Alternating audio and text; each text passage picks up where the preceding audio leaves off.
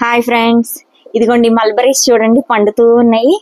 Light pinkish వచ్చినాయి చూడండి, గుత్తులు గుత్తులుగా ఉన్నాయి, సూపర్ ఉన్నాయి. ఇవి ఇలాగా బ్లాకిష్ అవ్వగానే చాలా స్వీట్ అవుతాయి. ఇప్పుడు వగరగా పుల్లగా ఉంటాయి. ఈ స్టేజ్ లో మనం కావాలంటే ఇప్పుడే తినేచ్చు, కానీ ఇలా బాగోదు, బ్లాకిష్ వస్తుంది, అప్పుడు సూపర్ ఉంటాయి అన్నమాట.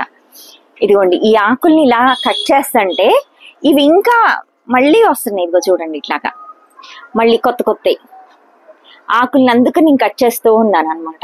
ఇదిగోండి ఇట్లా, ఇవి అంతకు ముందువి, ఇప్పుడు కొత్తగా వచ్చినవి ఇవి. ఇట్లా ఈ ఆకుల్ని ఇలా ట్రిమ్ చేస్తే, కాడని ట్రిమ్ చేయకూడదు, ఆకుల వరకు ఇట్లాగా ఆకుల వరకు ట్రిమ్ చేసేస్తే మళ్ళీ కొత్తగా వస్తున్నాయి. మనకి ఎప్పటికప్పుడు అట్లా కొత్త ఫ్రూట్స్ వస్తూనే ఉంటాయి. ఇట్లా మాడిపోతే మాడిపోయినవి కూడా తీసేయాలండి, ఎండిపోయిన కాడల్ని, అప్పుడు కొత్తగా మళ్ళీ వస్తాయి. ఏమైనా పురుగు ఉంటే అక్కడ వరకు ఆ కొమ్మని కట్ చేసేసేసుకోవాలి. పురుగు 90% రావట్లేదు మాకు.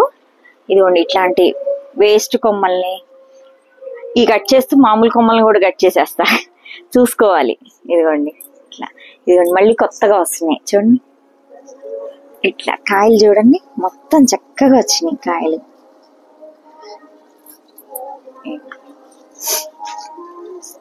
ఇక్కడ కూడా ఉన్నాయి చూడండి, ఇవి ఇప్పుడు పెద్దగా ఉన్నాయి. 2 రోజుల్లో ఇవి పెద్దవి అవుతాయి. ఎంత బాగున్నాయో, పెద్దగా 2 ఇంచెస్ వచ్చేసినాయి. ఇవి 2 days లో అలా పండిపోతాయి, మనం శుభ్రంగా తినేయచ్చు. ఇదిగో చూడండి ఇంకా ఎంత బాగున్నాయో, ఇట్లా కాడలు వంగిపోయినాయి. ఈ వేస్ట్ కాడల్ని కట్ చేసుకోవాలి. ఇవి నేను ఇలా పట్టుకునేటప్పుడే కొన్ని పడిపోతూ ఉంటాయి, కొంచెం బలహీనంగా ఉంటాయి కొన్ని. ఇదిగోండి అన్ని కాయలు, ఇది లైట్ పింక్, ఇది డార్క్ పింక్. ఈ పింక్ చూడండి ఎంత బాగుందో, పింక్ సూపర్ ఉన్నాయి. ఇక చూడండి ఎంత బాగున్నాయో, చెట్టు నిండా కాయలే. దీన్ని ఇంకా కొమ్మలు పెడతా, మళ్ళీ అవ్వట్లేదు. ఇగో ఇట్లా ఎండిపోయిన కొమ్మల్ని చిన్న చిన్నగా ఎలా ఉన్నాయి అన్ని తీసేయాలి. ఇగో మళ్ళీ కొత్తగా వస్తున్నాయి ఇవన్నీ. అవి ఆకులు తీసేయాలి. ఇప్పుడు ఆకులే తీసేస్తున్నాను. ఇట్లా ఆకులు తీసేస్తూ ఒక్కొక్కసారి కొమ్మలు కూడా కట్ చేసేస్తూ ఉంటా, చూసుకోవాలి జాగ్రత్తగా. ఇదిగోండి మొత్తం ఇప్పుడు ఊడింది కాయ. ఇది కూడా ఏం వేస్ట్ చేయని తినేస్తాం, బాగుంటది.